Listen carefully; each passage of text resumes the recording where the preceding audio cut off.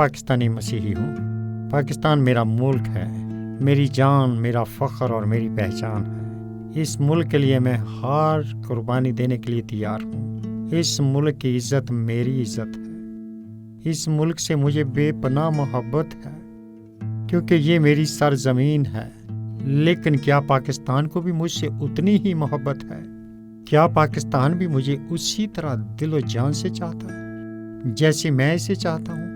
کیا پاکستان بھی میری حفاظت کے لیے کوئی بھی قربانی دینے کو تیار ہے؟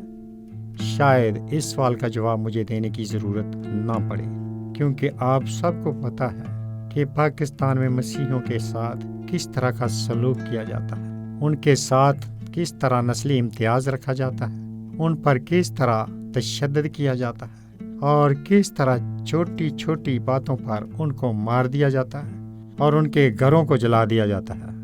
کیا پاکستان اسی لیے بنایا گیا تھا کہ انتہا پسند مسلمان اقلیتوں پر ظلم کریں، ان کو ان کے حقوق سے محروم رکھیں، ان کو دوسرے درجے کا شہری ہونے کا احساس دلائیں اور ان سے زندہ رہنے کا حق بھی چھین لیں؟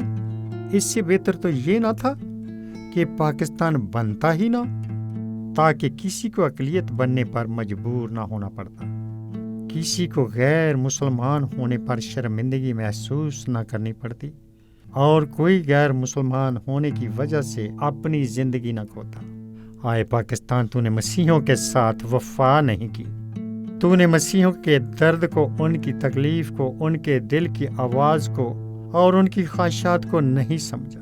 آئے پاکستان، تو نے اپنے ہی آئین کو نظر انداز کیا جو مسیحیوں کو برابری کا حق دینے کی بات کرتا ہے، لیکن کیا تو نے ان کو وہ حق دیا؟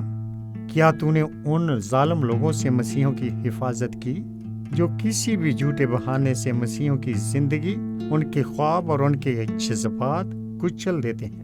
آئے پاکستان، تجھ پر مسیحیوں کا قرض رہے گا، تیرے سبز پرچم پر معصوموں کے خون کے دھبے ہمیشہ نمایاں رہیں گے۔ اے پاکستان، تو نے میری محبت کا جواب محبت سے کیوں نہیں دیا؟ آئے پاکستان، کیوں؟